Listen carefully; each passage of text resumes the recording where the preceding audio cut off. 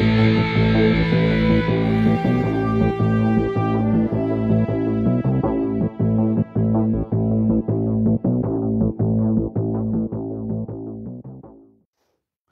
afternoon. It's Tuesday, the 4th of September 2018, just after 1 o'clock. Welcome to UK Column News. Your host today, Mike Robinson, myself, Brian Gerrish.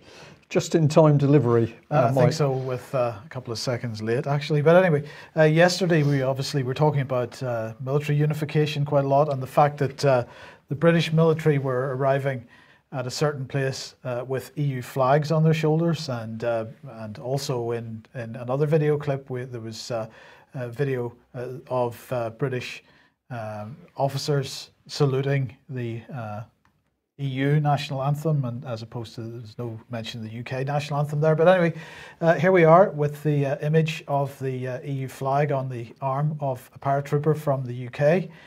Well, apparently our coverage yesterday... It's made an impact. It seems to have, because the Ministry of Defence publishes this every day, Defence in the Media. And if we scroll on down to the bottom of this page, we find that they chose an image of the day from the same exercise, the arrival of the troops in Bosnia. But they chose to photograph the troops from the other direction so that we see their left arms rather than the right arms. Yep. And what we see, Brian, is that the Union Jack badge, which is absolutely almost invisible in this image, is only a fraction of the size on their left arms of the EU flag on their right arms. But nonetheless, I'm pleased to see the Ministry of Defence clearly feeling a little bit sensitive about it and feeling that they needed to push this image out. They were pushing it out on Twitter as well. So yes, there we go. It's very good. People are asking for good news, and this sort of thing is good news because it's showing the power of social media. But to be fair, on this particular image, Veterans Today also Veterans for Britain also picked up on this and has done some really good work pushing it out. It's now started a move around. We know that there are an increasing number of ex-military people paying attention. There's also senior officers who are waking up to the fact that this military unification is going ahead. We'll just pick this off the internet. Well, somebody sent it through to us. So here was Political UK seeing the same thing. They've got the badge highlighted. Obviously, this is exactly what you're talking about, Mike. The view from the right-hand shoulder shows the EU flag very clearly. So here we are with the headline, British Army troops are being forced to wear the EU flag on their uniform. And this is where it's very, very interesting, because Veterans for Britain now starting to do some really excellent reporting on this and other matters to do with this EU military unification. But they say this: while UK forces have participated in training missions which are not forces under the EU flag, subordinate to EU common security and defence policy, and answerable to the MPCC, which is EU's military planning and conduct capability, we have never previously been involved in Euro forces at this level of commitment and readiness. Only last year did UK ministers make it possible for UK troops to serve under EU military command and control. Yes. So at the very time, Theresa May's government telling us that sorry, just hold that one a second. That we're coming out of the European Union, what we're actually doing in the background is putting our troops fully under EU control. I just wanted that one paused on screen because I added a little headline at there, Meet Team Juncker, EU's private army. Why have I put that at the top of this particular slide? Well, let's come in with an image that was sent through to us. So here we've got the European Commission building with a huge banner on it. It's on the right-hand side of the building, huge building. If we highlight this little bit at the top, it actually says hashtag Team Juncker EU. I think that would be better put as hashtag Team Junk EU.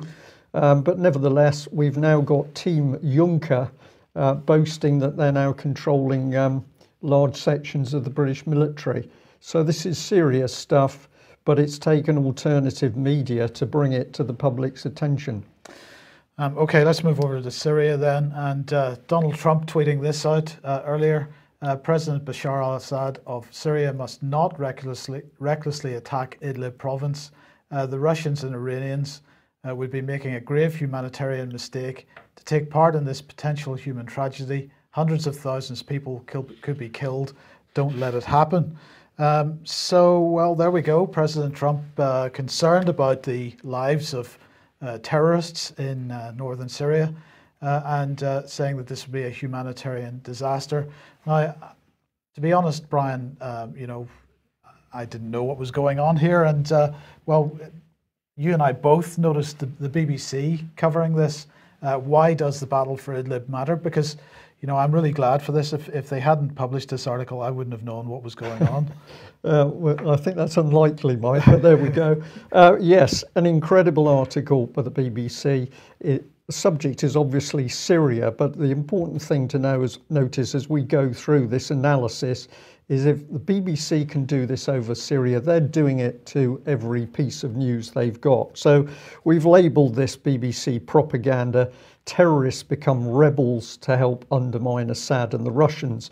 Now, the BBC have done this many times before, but we thought we'd take a look in depth at this particular article to see just how pernicious their fakery is of reporting the news. It's got to appalling level, really.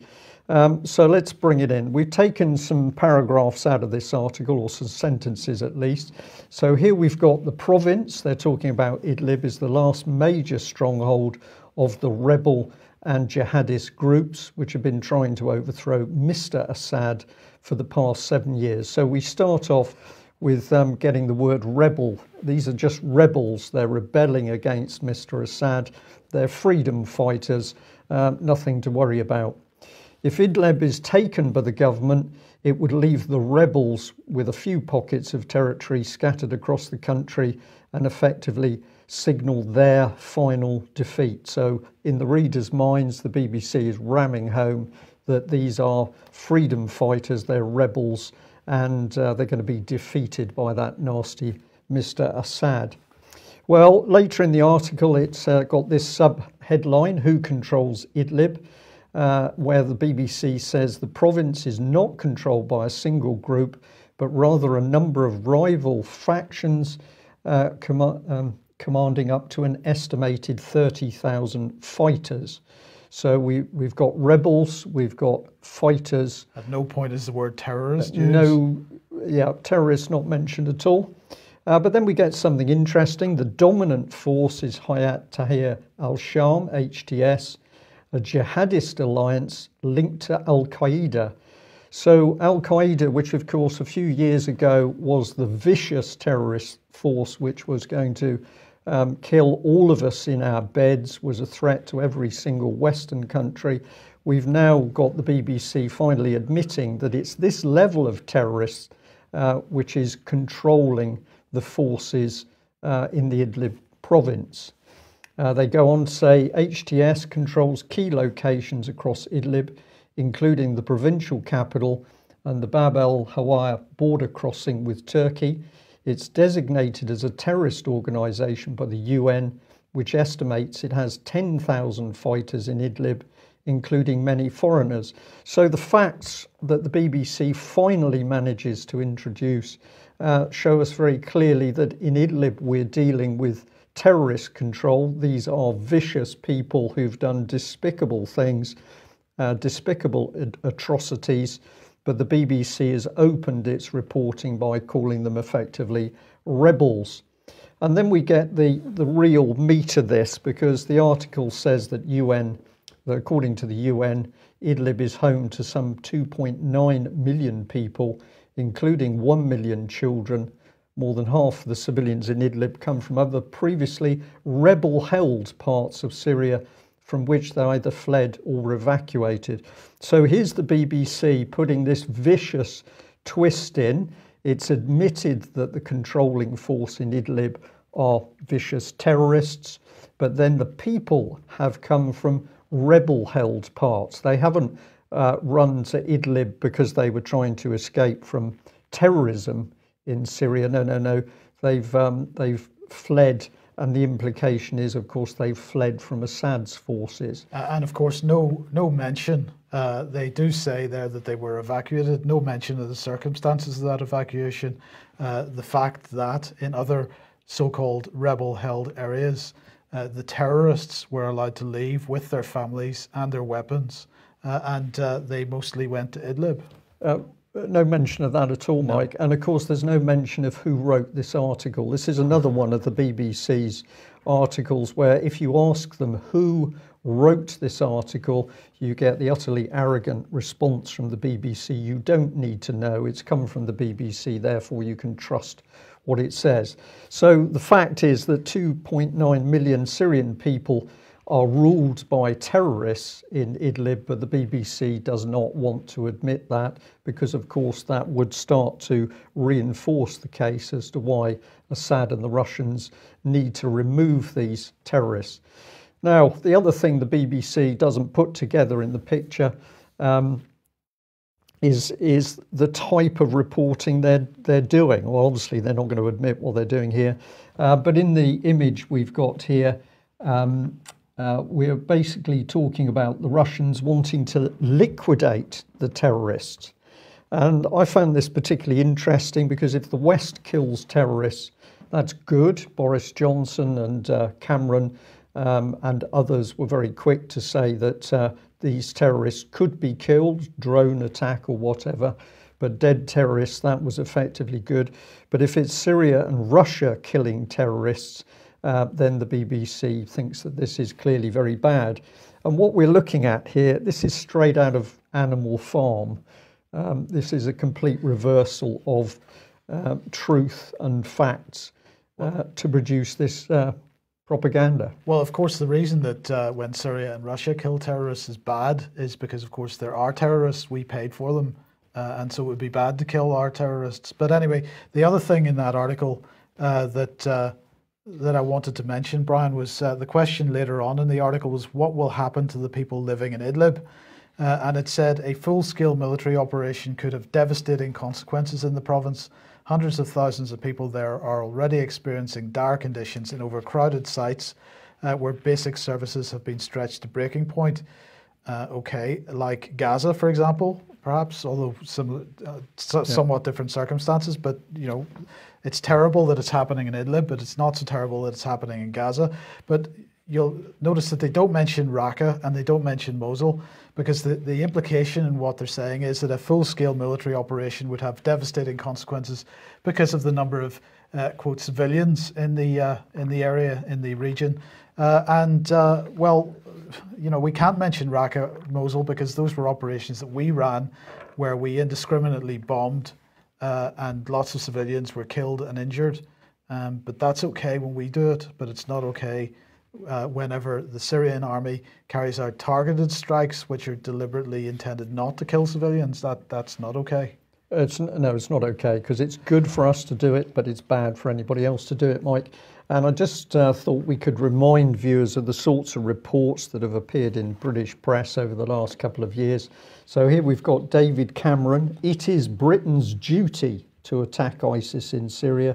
The PM says MPs must decide whether to take on evil or wait for attacks on Britons. Jeremy Corbyn replies that innocent civilians will be killed.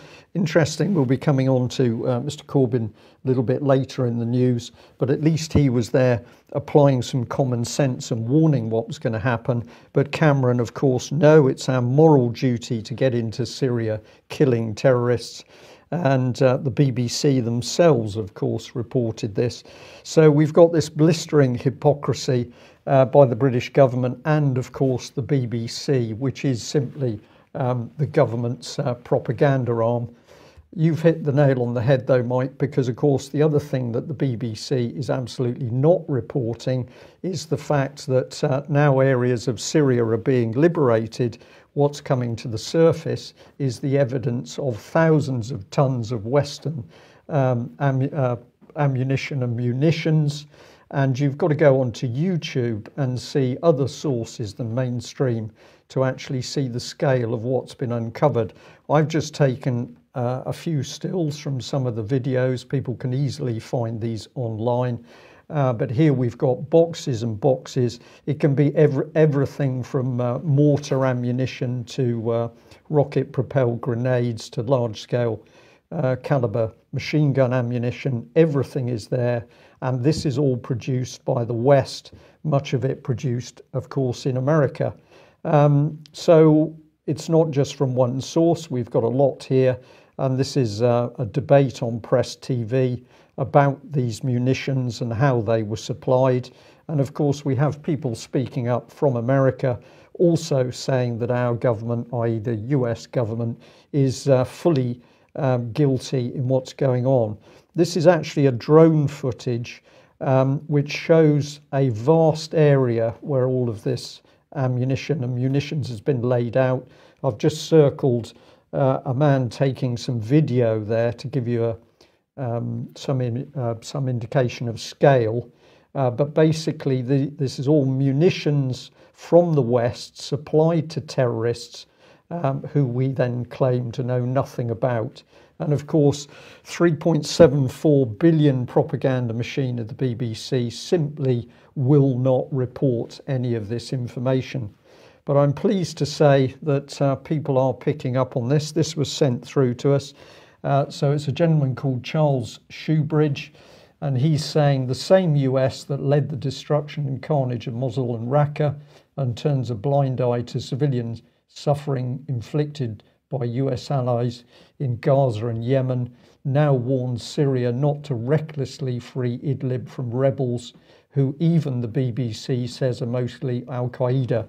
So the good news again is that we've got members of the public clearly seeing through this horrendous propaganda from the BBC. Right, let's come back to the UK then. And if anybody's been paying attention to Ian Crane's morning live streams, you'll know that, well, 5G has been on his agenda. And, well, good news, because the British government has announced that the West Midlands Regional Authority is to become the first UK large-scale 5G testbed. So this is Birmingham, Coventry and Wolverhampton to become 5G hubs after winning a national competition. So they've been selected to become the first test bed. This is part of the Urban Connected Communities project. It's the next step in the government's 5G test bed and trials programme, and it's going to develop a large-scale 5G pilot across the region with hubs in Birmingham, Coventry and Wolverhampton. As I say, £50 million currently available for the project, including 25 million from the Department for Culture, Digital Culture, Media and Sport. And on screen there, we've got our current digital minister talking about this, Margot James. And of course, this is on top of a whole host of money already and projects already mentioned, including 5G Rural First, 5G Smart Tourism, the Worcestershire 5G Consortium, Liverpool 5G Testbed, Auto Air, and so on. So a whole host of other projects already announced. So government really pressing ahead with this. Now, I'm quite interested in that, Brian, because you know, if we recall the rollout of 2G, 3G, and 4G mobile technology in this country, particularly the 3G rollout, the government had quite a different role in that, and in fact, many of the telecoms companies complaining about the amount of money that they had to spend in order to obtain licenses for use of the 3G spectrum. This situation is completely different with 5G for some reason. Many people could perhaps speculate as to why that is, but there's plenty of people commenting on it, and I do suggest that people sort of pay attention to this issue and do a bit of research on it. Why is the government so keen to roll out this particular technology? I think it's quite interesting that they've changed their role here. Yeah, and we are asking for help from our viewers and listeners on this. Because aside from people who've specialised in reporting on 5G, we're very, very interested as to what people are seeing on the ground. So if you're in the Birmingham area, for example, and you've got information or you've got photographs of some of the equipment, we'd like to have some of that information so that we can rebroadcast it. Okay, so modern slavery, we've been talking about that for quite some time. Well, our illustrious Prime Minister in Africa at the moment, but so is Penny Mordaunt. And so in Nigeria, they are going to stop modern slavery. This is really impressive. So UK aid is going to protect thousands of vulnerable men, women and children in Nigeria from modern slavery and unsafe migration through innovative prevention work. They're going to tackle the root causes of dangerous migration and modern slavery. And they're going to do all kinds of amazing things to prevent this from happening in the future. They're going to help reduce vulnerabilities to trafficking and unsafe migration through targeted public information campaigns. So that's great. They're going to boost engagement with young people at schools and universities to change their aspirations. They're going to commission innovative research in what works to prevent dangerous migration attempts. And they're going to support NGOs who use former modern slavery victims to counter false myths that tempt people towards the traffickers. So this is fantastic stuff. They're investing £6 million in the Stamping Out Slavery in Nigeria programme, which is going to take that to £10 million in total. Of course, the total budget that they've got for anti-slavery activities is £150 million. And so on. So what did Penny Mordaunt have to say? She said, it is a necessity that we step up and stamp out modern slavery for good. I'm appalled that this shameful stain on our global conscience still exists in the 21st century. Of course you are, Penny, because there's no money at all in this. We've highlighted this many, many times. £130 billion is the profit that's made every year from human trafficking and modern slavery. And we can see there the types of activities that people are forced into, 54% into sexual exploitation, 38% into forced labour, 8% into others. Now, what's interesting here is, as I said, the overall budget for the government to deal with this is £150 million. And you need to set that against the £130 billion in profit that's made from this. But the other government statistic that I thought was interesting is that modern day slavery costs the UK £4.3 billion a year. So that's money that's spent in terms of policing, but it's also money that's spent in terms of victim care and rehabilitation. So that's money that's being given to charities and NGOs to look after the victims, the few victims that end up back in the care system, in some sort of care system. So this is all pretty shocking. Now, of course, what is one of the main countries that one of the countries that forms a main trafficking route for victims of modern slavery and human trafficking? Well, of course, it's Libya. So here we have the BBC reporting hundreds escape Libyan prison amid deadly clashes in Tripoli. And I just wanted to highlight a comment that Neil Clark made on this morning, that Libya had the highest human development index in the whole of Africa and was hailed by the Daily Telegraph as one of the top cruise ship destinations in the world in 2010, the year before NATO's liberal intervention. Now look at it, and he's highlighting this BBC article. Libya has become one of the main routes for trafficking human beings. Well, we don't seem to worry too much about that because we created that problem. We're spending a pittance on solving the problem. We're continuing to not allow countries to develop economically, which would prevent this from happening in the first place. And we're driving the people out of their countries in sub-Saharan Africa through terrorism and other activities that, well, we seem to be supporting. So I'm not quite clear what Penny Mordaunt's on, but this is not going to make any difference whatsoever other than continue to develop the market, perhaps. I would say so, and of course to give some people at least the impression that something good is happening whilst they carry on causing the problem in the first place. Well, we'll return to the BBC because of course the BBC's been very quick to pick up on the anti-Semitism bandwagon at the moment, and BBC piling in the articles on problems within Labour, particularly pointing a finger at Jeremy Corbyn, and saying, essentially that we've now got this incredible problem with anti-Semitism in UK.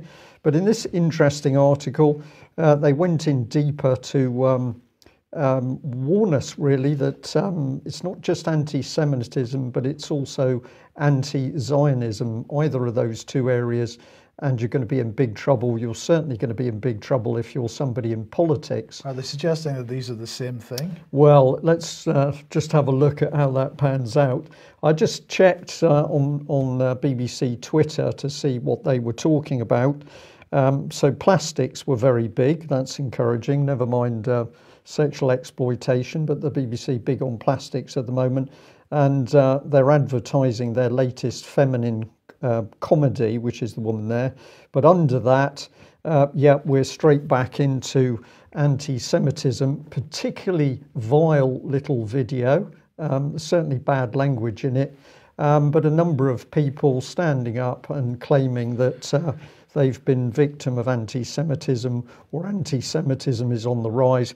And I believe one lady points out that, of course, Jewish communities have now had to create their own, effectively, police forces in order to guarantee their security. I haven't seen any discussion as to whether this is actually legal, really, but it's interesting to think that we've more or less got private police forces operating at the moment. I wonder what would happen if Islamic communities were to provide their own police forces. There would be somewhat of a larger outcry on that. I think there would be an outcry. Well, in the BBC article, this man gets mentioned, Lord Levy. He has to say this: there can be criticism of the state of Israel, but anti-Semitism, using the word Zionist as another form of anti-Semitism, frankly can no longer be tolerated. So this is a brilliant statement, because we've got two completely different subjects. He links them together and then says, well, if you're talking about criticising Zionist policy, but you're really being anti-Semitic, then we can't tolerate this. So who's to decide whether somebody is being that devious, or could it just be now that if you dare to say something which is against Zionist politics, you're automatically to be described as being anti-Semitic? So I've labelled this that basically criticism of Israel is permitted when the Jewish community says it is. Well, certain elements of the Jewish community? Elements, exactly. Now, an image which I wanted to put up, but unfortunately I couldn't get it just in time for the news, is that the BBC did include in their article a picture of Orthodox Jews who were themselves protesting against Zionist policies. And I think this is one of the few times that I've actually seen the BBC admitting that there are many, many people in the Jewish community who are themselves very, very worried about political policies that are coming in under the banner of Zionism. But nevertheless, the BBC, right into the heart of the anti-Semitism debate, and they are clearly targeting Mr. Corbyn and the Labour Party. But if we go back a bit, it gets quite interesting. This is a report from 2017 from the Mail. Mystery deepens over Blair's secret talks with a Labour donor, calling for a breakaway party as it emerges former PM's Downing Street fundraiser, Lord Cashpoint, that's Lord Levy, joined the meeting. And this was the meat of it. Mr. Blair and Lord Levy, dubbed Lord Cashpoint when he was Blair's Downing Street fundraiser, travelled to Hull last month for discussions with Dr. Assem Alam, who was offered to fund moderate Labour MPs who want to leave Jeremy Corbyn's Labour and set up a new centrist party. Dr. Alam, 77, the owner of Hull City Football Club, who's given a mere £720,000 to Labour, said that during the meeting he had offered to give Mr. Blair several £1 million to boost the centre left. So now we've got something very interesting happening, because we're clearly seeing the power of Lord Levy, at least, together with these relatively unknown, very wealthy donors, to put money in to change the whole structure of Britain's political landscape, and in particular to undermine the Labour Party. The name Dr. Assem Alam does not seem like a Jewish name to me. So this therefore seems like this is broader than just a Jewish attempt to undermine Corbyn and set up an alternative Labour Party. So we've got a very senior member of the Jewish community in Lord Levy. We've got Tony Blair, whatever he is, and we've got a Dr. Assem Alam.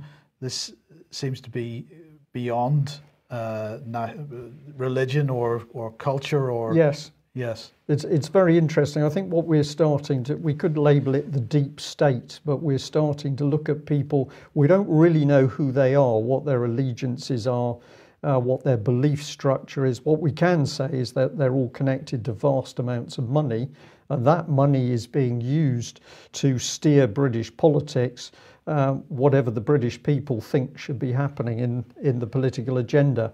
And I just want to add into this, though, that it's been the UK column alone that has been warning about the Conservative government's linking up of our intelligence services and GCHQ through to organisations in Israel, including universities, but including the police in Israel, and the Israeli Defence Force Unit 8200, which is really an Israeli equivalent of GCHQ.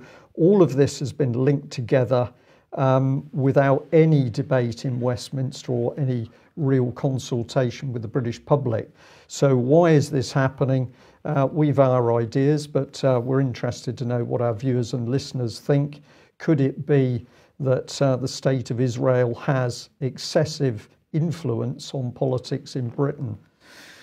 Now, yesterday we mentioned Sajid Javid making it his personal mission to deal with child sexual exploitation online. And I suggested that perhaps there was a bit more to this than meets the eye, because let's face it, the British government for many, many years, many political hues, hasn't exactly felt that this was a subject that they particularly needed to deal with. So they're going to keep children safe online. And as we made the point yesterday, Sajid Javid said that he was absolutely shocked. He's telling us that at the scale of the potential for abuse of children online. And so he had said that all technology companies had to step up their efforts to tackle online sexual exploitation. And that was the result of this figure of 80,000 people in the UK presenting some kind of sexual threat to children online, and a 700% increase in child abuse images being referred to the National Crime Agency. But he said that while he was pleased at the efforts of online platforms to tackle online extremism following the government's calls for them to do that a couple of years ago, that really they needed to do something about this issue as well. Well, as I say, this seemed very fishy to me, because the government has done absolutely nothing in this area in the past. But we don't need to worry, because not only at the same time Sajid Javid was making this statement and saying that the social media companies and the big online companies needed to do something about this. Well, Google just had a press release ready to go. Just a pure coincidence, Brian. It wasn't staged in any way, shape or form. They just had this ready to go, this announcement, which took place about the same time Sajid Javid was making his. And they're saying that that they are going to use AI to help organizations detect and report child sexual abuse material online. So this is a new free tool that they're offering to service providers, NGOs and other technology companies, which is going to be able to review content at scale using deep neural networks for image processing. They can now assist reviewers sorting through the many images by prioritizing those that are most likely to contain child sexual abuse material so that they can review those. So that's good. So Javid had said that he wanted technology companies to stop child grooming taking place on their platforms. He said he wanted them to work with government and law enforcement to shut down live streaming child abuse. He wanted companies to be much more forward-leaning to help law enforcement agencies to deal with these types of crimes. And he said that he wanted them to show a greater level of openness and transparency and a willingness to share best practice and technology between companies. So, if you were taking this problem seriously, those suggestions are probably quite useful, but I maintain a healthy skepticism. But now the other item that he mentioned on his list was this, that he expected technology companies to block child sexual abuse material as soon as companies detect it being uploaded. And this one stuck out for me because, of course, this is identical to the EU's copyright directive, Article 11 of that, which failed to pass in July, which was all about the ability for technology companies to scan content as it's being uploaded to their platforms and automatically censor content that they didn't feel was appropriate. Now, of course, I'm by no means suggesting that child sexual abuse material is appropriate to upload, but of course, this is about implementing or finding an excuse to implement certain types of technologies.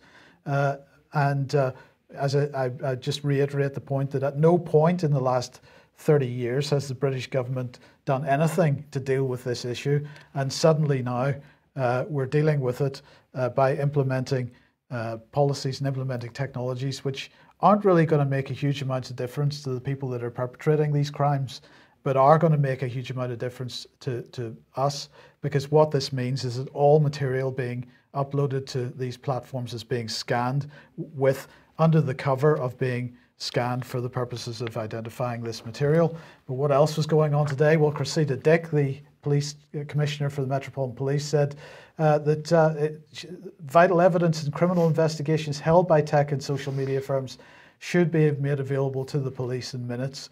So, in other words, what we're building here this is a pretty cynical effort, I think, by Sajid Javid to build a police state using child sexual abuse as the excuse, a way of as the levering in cover. the censorship. Absolutely. And I'll just say once again, the British government has done nothing on this issue. And, I have to say I'm staggered that the various police authorities are able to offer any statistics on this. Suddenly we've got this big statistic of 80,000 people and a 700% increase. Because one thing that we have been flagging up over the last number of years is how statistics with respect to child abuse and children in care and so on, these statistics are impossible to find because they're not held. So how they magic these up for this purpose is another question that I'd like an answer to. A very interesting one. If we might pop the lovely Cressida Dick back on screen there, Mike. I read this. It makes me wince. Vital evidence in criminal investigations held by tech and social media firms should be made available in minutes. For what? Because, Miss Dick, when one of your own policemen, John Wedger, came forward with his evidence that the abuse of children dying was being covered up by the Met Police, by MPs, by local authorities and charities, your force did absolutely nothing with that evidence. In fact, they attacked John Wedger and bullied him, threatened him, put him on half pay, stopped his pay.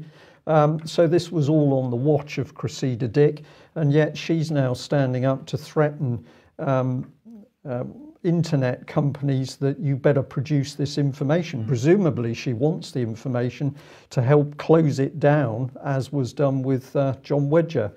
I better stop at that point because I could say a lot more. One thing I will say is that it's becoming clear that something is getting very sticky within the so-called child abuse investigation currently underway. We know that there's been some discussions between the investigation, ICSA, and Westminster. It appears that people in very senior positions are getting very, very squeamish because more and more evidence keeps coming forward to that inquiry that senior members of the political establishment have been involved in the abuse of children. And I think Westminster at the moment knows that there is a storm coming. It doesn't quite know how to deal with it.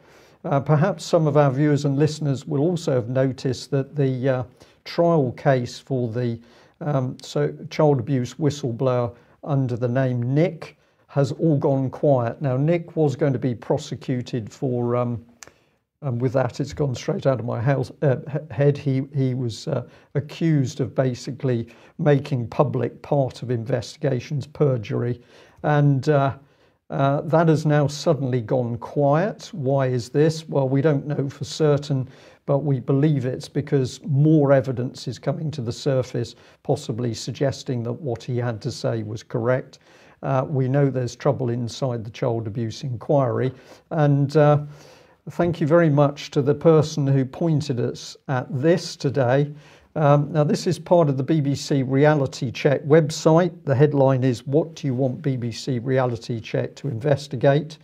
And they're telling everybody what a good job they've been doing investigating. Are England as bad as all that at penalty shootouts? Well, that's an important piece of investigation, isn't it? Are England, is that actually English, Mike? I'm not convinced it is. Not sure. Did MPs reject the idea that animals can feel pain? How will Meghan Markle become a UK citizen? So this is the scope of BBC's Reality Check, but they're inviting people to put into the page here what they think the BBC should be investigating. And we'd like to say to our audience, would you like to get onto that page, and hopefully with significant numbers of people to encourage the BBC Reality Check to be investigating what's happening to Melanie Shaw. I think this would be a very, very interesting exercise. Of course, there is a caveat on this page which says that the BBC has the right to choose whatever subject it wants out of those selected.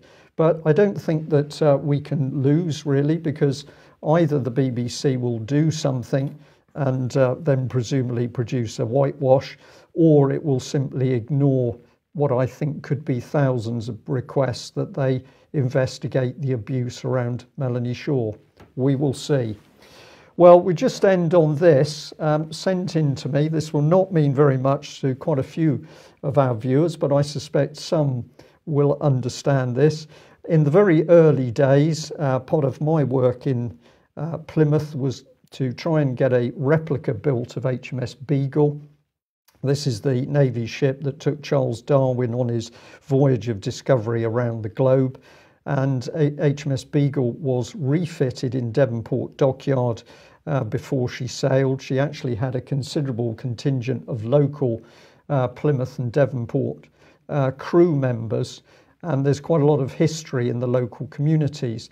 Well, all of that project was viciously squashed by the local authority and the development agencies in Plymouth. Difficult to understand at the time. This is when the first person approached me and said, "I think your problem is common purpose." But of course, we can now look back and see that nobody wanted this project because it was about creating jobs. It was about getting young people off the streets. It was about getting proper pride back into what had been a shipbuilding community. Well, the project was crushed in Plymouth, but this page from Wikipedia here is showing that the project was actually taken up in Chile, and they have actually built the replica now. Wow. So a project which should have been pride of place in Devonport, Plymouth, crushed by the local authorities and the political agenda to close down communities. And where's that project been done? Chile. So I'm going to say well done to Chile for having the presence of mind to push the project forward. And I'm going to say to people in Plymouth, this is unfortunately what you get if we allow this vicious change agenda to be pushed through to a local authority level. We'll leave it there. Thanks very much for joining us. We'll be back same time tomorrow. Bye-bye.